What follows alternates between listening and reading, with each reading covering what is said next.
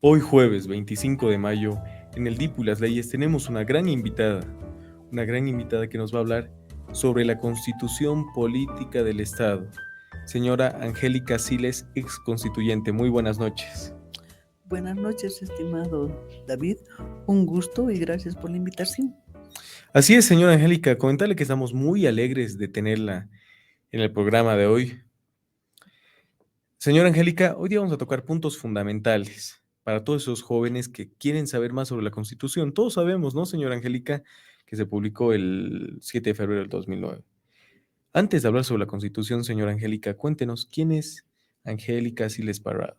Bueno, Angélica Siles Parrado es ex asambleísta constituyente, abogada economista con maestría en Derecho Constitucional, defensora de los derechos de las mujeres indígenas y los niños, y especialmente de la democracia. Y también, bueno, soy escritora y estoy en muchos medios de comunicación porque publico algunos artículos en la defensa de la Constitución, que se aplique la Constitución. Así es, señora Angélica. Muchos se preguntarán, ¿qué es un ex constituyente o un constituyente? Señora Angélica, explíquenos, ¿quién es el constituyente? Bueno, el constituyente nos eligieron, ¿no? Para ir a hacer el texto constitucional en la Asamblea Constituyente y, bueno, fuimos postulados por diferentes partidos. En este caso yo vengo del movimiento Sin Miedo.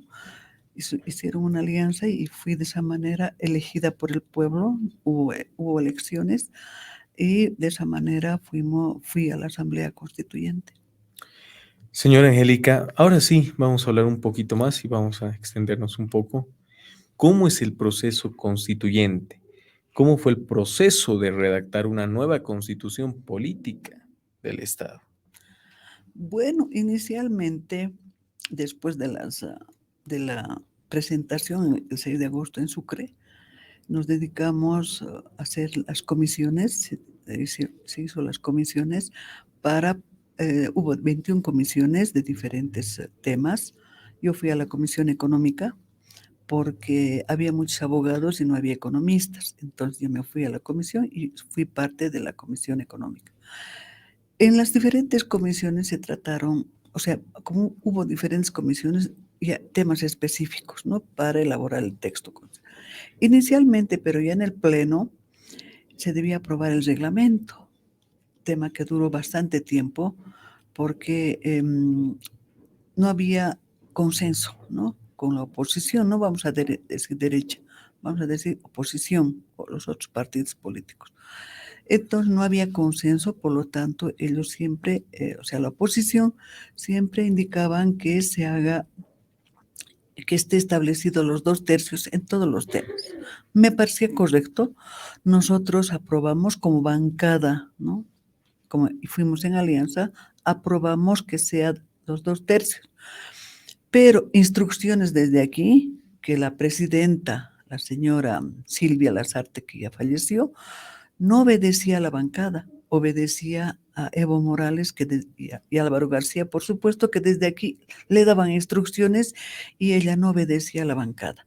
De esa forma es que nunca obedeció lo que decidíamos nosotros en la bancada. Por eso es que hubo problemas en la elaboración del reglamento, nos pasamos bastante tiempo discutiendo, debatiendo y demás, hasta que al final se aprobó y en esa aprobación hubo la caída de un compañero, ¿no? De Román Loaiza, se cayó en el teatro porque había una especie de espacio ahí, ¿no? Hueco, y por discusiones se fueron, o sea, la oposición se fue a la testera y él por ir a calmar los ánimos se resbaló y cayó y estuvo varios meses en estado de coma. Por suerte se recuperó, una gran persona, muy conciliador diríamos, pero lamentablemente eso ocurrió y a raíz de eso entonces la oposición se sintieron culpables y aprobamos el reglamento que debíamos tener. O sea, inicialmente estábamos con el reglamento de debates de la Cámara de Diputados, ¿no? O sea, sometidos, esa es la realidad, ¿no? Sometidos al poder constituido, cuando nosotros teníamos que estar como poder constituyente, que estábamos representando al pueblo, porque el pueblo es al final el constituyente, pero nosotros estábamos representando y éramos solamente su brazo operativo del pueblo. Entonces, que ahí pasó eso. Una vez que pasó eso, ya en las comisiones empezamos a elaborar los articulados de la Constitución, que fueron casi 900, ¿no? 900. Así fueron los artículos. Y después, nuevamente, ya se hizo una sistematización para ver si había repetición, ¿no?, de algunos artículos. Y ahí se llegó a los 411. Y en ese interín hubo un problema muy, muy grave. El problema de la sede de gobierno, ¿no? La sede no se mueve, decíamos nosotros, de La Paz, y fuimos muy, muy violentados en Sucre, ¿no? No solamente por los sucrenses, sino también porque, claro, ellos querían que la sede se vaya a Sucre, ¿no? Y nosotros decíamos no, en los medios de comunicación decíamos con qué condiciones, sabemos que Sucre es pequeño, y además todos los edificios son muy antiguos, ¿no? No hay donde, en cambio aquí teníamos toda la infraestructura de los ministerios, entonces no había condiciones, era imposible para hacerse entender. Además del sistema productivo no tenían esa capacidad, ¿no?, que se tiene en La Paz, especialmente en el norte. Fue así que una vez que se dio esa lucha, ¿no?, de la sede, aquí lamentablemente Juan el Granado, yo digo lamentablemente, convocó a 2 millones, va a decir la sede no se mueve, ¿no? Y eso fue un error fatal, que eso está escrito en mi libro, por supuesto, ¿no? Aquí está escrito eso. Su libro. En mi libro está escrito. Pueden ver, ese es su libro de la señora Angélica Siles Parrado, ex constituyente. ¿Cuál es el título, señora Angélica? Es Luces y Sombras de la Magna Asamblea Constituyente. Puede mostrar la cámara. Luces y sombras. Luces y sombras, ¿no?, de la Asamblea Constituyente. Pueden comprarlo para leerlo, pueden ver otras perspectivas sobre el libro. Muy bueno, señora Angélica. Bueno, yo creo que es la única que salió, porque nadie más escribió. Escribió un señor, un extranjero, un español, pero era para su tesis, ¿no?, de doctorado, creo. Entonces, otros elementos más indigenistas lo hizo él. Entonces, aquí está todo detallado. Luego de ese momento muy, muy doloroso, diría, porque aquí sí se habló de los 2 millones, se reunió los 2 millones, también en otro lado reunieron los de la oposición, supuestamente en Santa Cruz, de 1 millón, creo, y fue un error porque nos volvimos enemigos de los otros constituyentes. O sea, decían, ¿por qué no puede ser también Oruro? ¿Por qué no puede ser en Cochabamba o en cualquier departamento la sede de gobierno, ¿no? Entonces ya hubo pugna y Juan de Granada nos hizo odiar a todos las y los constituyentes de La Paz con el resto o sea, ya había pugnas, ¿no? Se calmó eso y bueno, entonces llegamos ya concluido el texto este texto de las 211, nos reunimos. Bueno, había mucha violencia en Sucre, de la universidad.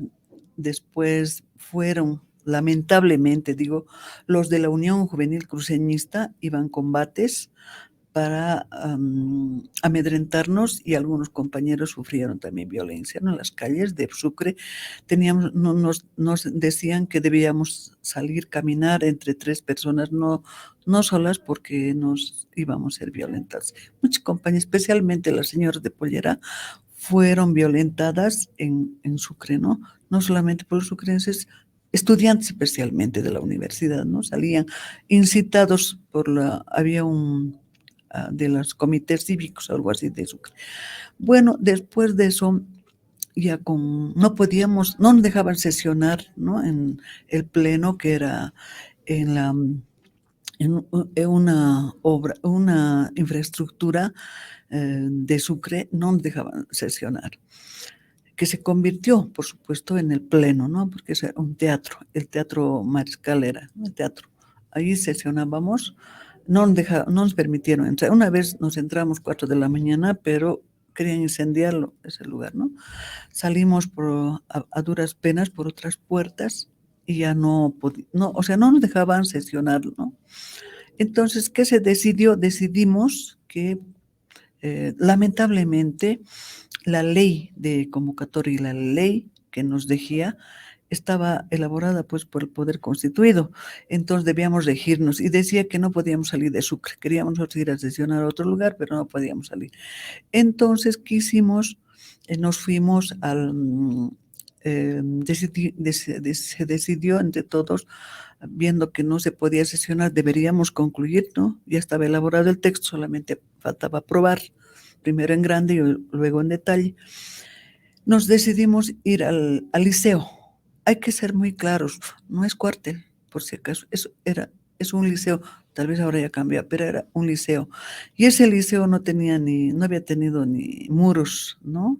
O sea, así a la intemperie más o menos, ¿no? Ese liceo.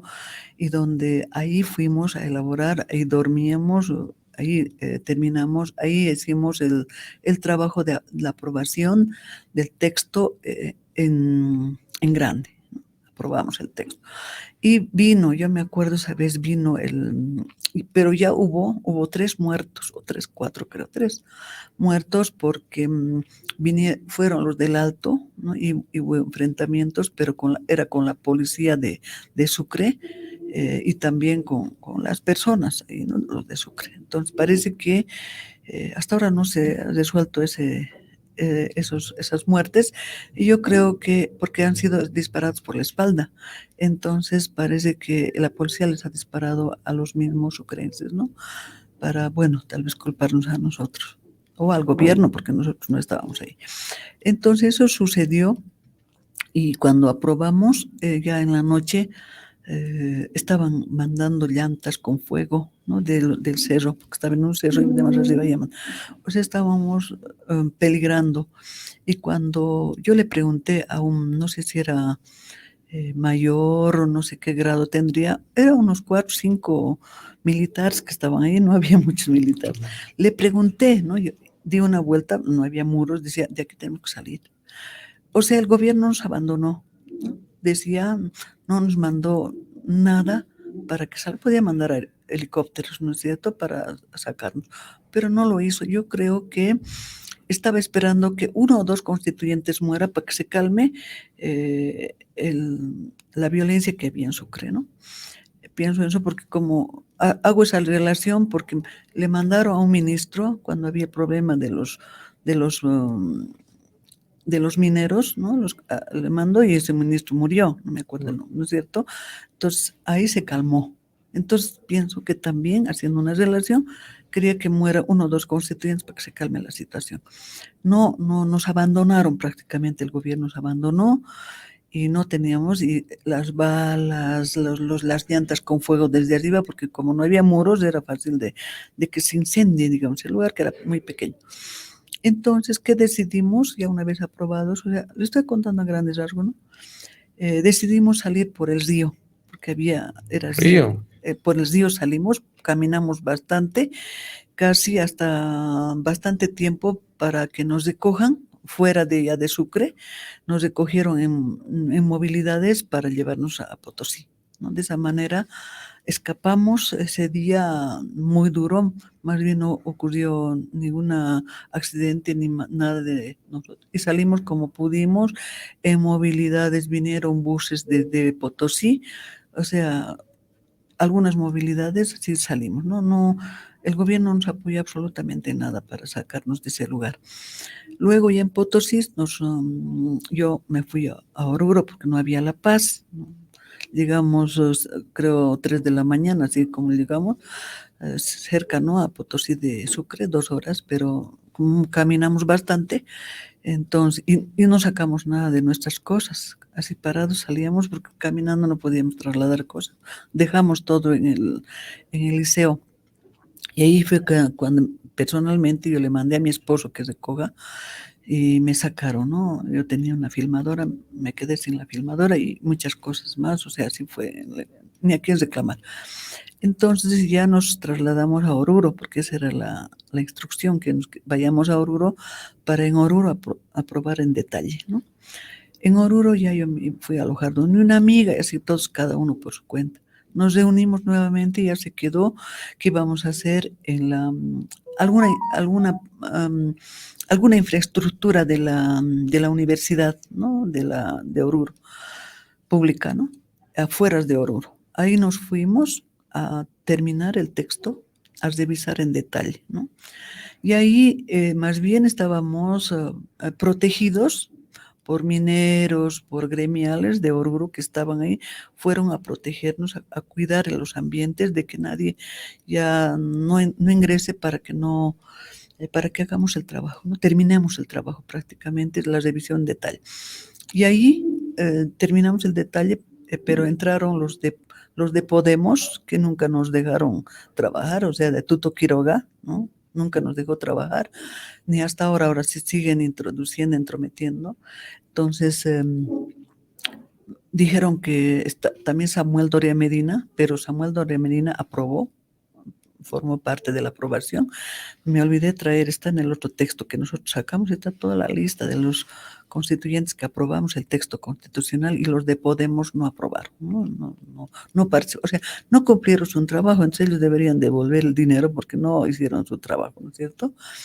Eso, especialmente de ellos que eran la segunda fuerza en la asamblea, ¿no? Eran bastantes, eran 60 de la, ¿no? De otros más, de la oposición, diríamos en general, pero ellos eran la mayor cantidad. Entonces, una vez que ya aprobamos el texto, nos amanecimos porque es bastante, ¿no es cierto? Aprobar artículo por artículo, debatir y demás, y aprobamos y bueno, ya todos casi lloramos ahí porque era pues un trabajo, ha sido un trabajo era como un parto muy difícil. Entonces ya nos volvimos a pie a Oruro, nos recibieron muy bien de Oruro. Ya ahí fuimos a la gobernación ya muy contentas, bueno, las conferencias de prensa y demás, mencionando que ya se había realizado el texto constitucional, pero no concluyó allí, ¿no es cierto? ¿Qué pasó? Lo peor, como siempre, el poder constituido, donde estaba Podemos, estaba el UNDE, Samuel Doria Medina y otros partidos más, porque no eran como ahora 3, eran varias fuerzas políticas. Y pues transaron con los departamentos de Santa Cruz, no me acuerdo ahora, el gobernador, que era por entonces, no recuerdo ya muy bien, está aquí en mi libro, me olvidé, voy a subrayar. Transaron, o sea, negociaron lo que nosotros, por el pueblo, habíamos elaborado el texto constitucional, cambiaron más de 150 artículos. Uy, 150 artículos modificaron, y entre esos yo voy a mencionar solamente 2 o 3, los más importantes. Uno de los artículos, el tema referido a la justicia, lo que ahora se está debatiendo, ¿no? Lo más importante, yo creo, la de justicia, porque nosotros en la Asamblea hicimos que para ser elegidos, ¿no? Como se aprobó eso, para ser elegidos debería ser en el Consejo de la Magistratura. La Asamblea Legislativa no tenía nada que ver. Como lo hacen ahora, el Consejo de la Magistratura convoca convoca a los jueces y fiscales, ¿no es cierto? Y ellos hacen el trabajo, o sea, seleccionan, no sé si lo harán meritocráticamente, creo que no lo hacen, ¿no? Pero por lo menos es más técnico, no es político. En cambio, la Asamblea Legislativa es eminentemente político, ¿no es cierto? La mayoría de ellos no conocen, no son abogados y menos conocen la Constitución. Yo he comprobado cuando estábamos ahí de defensores, ¿no? O digo, de veedores, no conocen la Constitución. Entonces, ¿cómo iban a ser sometidos profesionales ante personas que no conocen la Constitución, no conocen las leyes?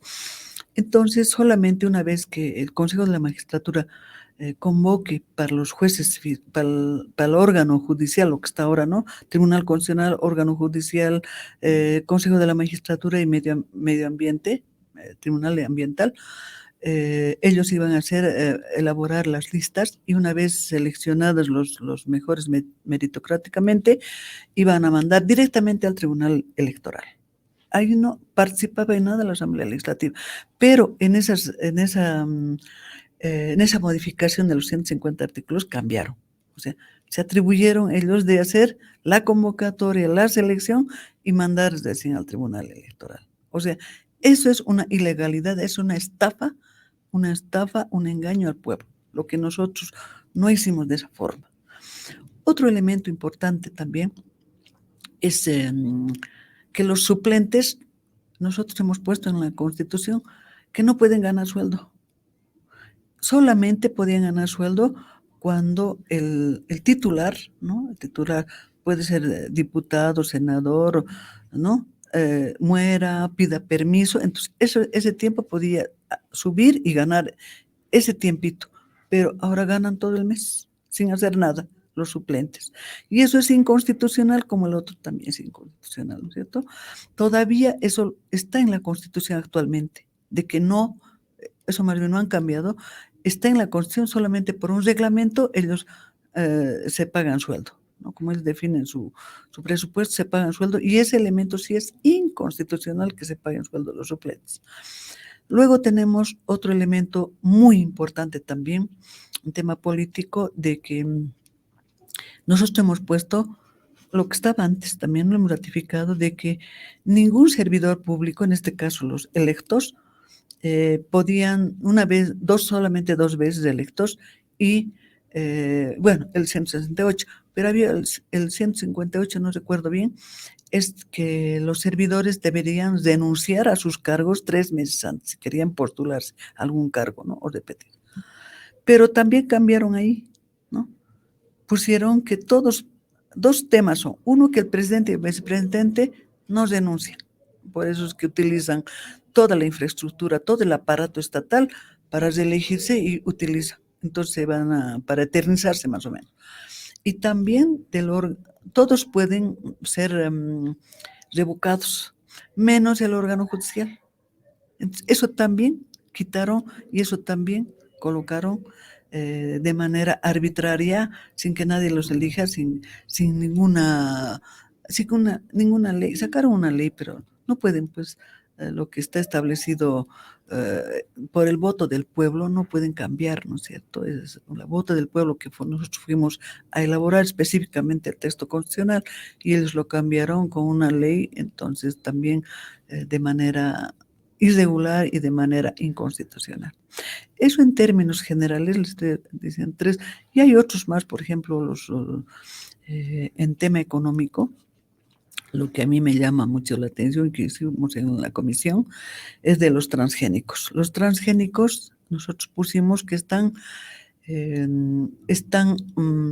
prohibidos, su producción, comercialización, ¿no? Completamente prohibidos. Ellos lo cambiaron, que sí se puede hacer mediante ley. Y saben, los transgénicos en este momento la soya es transgénica y quieren más a los otros, quieren al trigo, no sé a qué productos más harán, y eso pues se ha demostrado que esas transformaciones de los transgénicos, o sea, transformar, son cancerígenos, ¿no? Ya está demostrado eso. Así es, señora Angélica, hemos podido observar realmente cómo fue el proceso constituyente. Muchos, nosotros incluso como estudiantes de Derecho, no conocemos cuál fue la historia detrás de la Constitución que tenemos actualmente, no sabemos cuál fue el trabajo que elaboraron los constituyentes, y bueno, acá nos explicó a grandes rasgos porque es extensa la historia y pueden leer en su libro de la señora Angélica, ex constituyente, cómo fue con mucho más detalle. Y lo impresionante es, ¿no?, que actualmente tenemos los 411 artículos, bueno, el 411 finalizando habla sobre la reforma parcial o total, ¿correcto? El último, y puntos fundamentales, como usted menciona, como el tema de los suplentes, es algo bien importante. Así es. ¿Por qué es importante? Porque actualmente podemos ver que en la Asamblea Legislativa Plurinacional los suplentes ganan sueldo, ¿no? Y podemos ver que es inconstitucional según los artículos que ustedes redactaron. Y también cabe recalcar que, como usted mencionó, ¿cuántos artículos aprobaron inicialmente el texto original? Era 900, 900 se elaboraron, ¿no? Correcto. Los 900 artículos y luego ya como había duplicidad, algunos que habían, entonces ya se quedó con los 411. ¿No? Señora Angélica, como usted está hablando, hay un artículo sobre el tema de la reforma judicial. Hemos podido ver que don Juan del Granado, el doctor Juan del Granado, llevó una iniciativa con los juristas independientes para recolectar 1.5 millones de firmas para la reforma parcial de la Constitución, para cambiar la forma de elección y selección de los candidatos judiciales.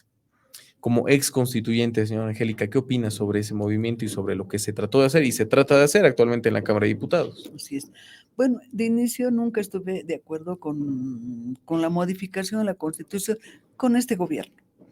¿Por qué? Porque ellos directamente decían modificación de la Constitución, pero en este gobierno se podía, corríamos el riesgo de que no solamente se modifique ese artículo o dos artículos, sino toda la Constitución. Sabemos que no respetan la Constitución ni las leyes, entonces le estábamos abriendo las puertas para que hagan lo que quieran. Dibujo libre, más o menos. Entonces, primera instancia. Segunda instancia es que esa reforma de la Constitución que planteaban era que se cotea otro nuevo cuoteo. ¿Por qué cuoteo? Porque les daban, ¿no? Primero eran los magistrados. En este momento los magistrados están pues inclinados al partido oficialista, ¿no? Entonces iban a hacer lo que les ordene el gobierno.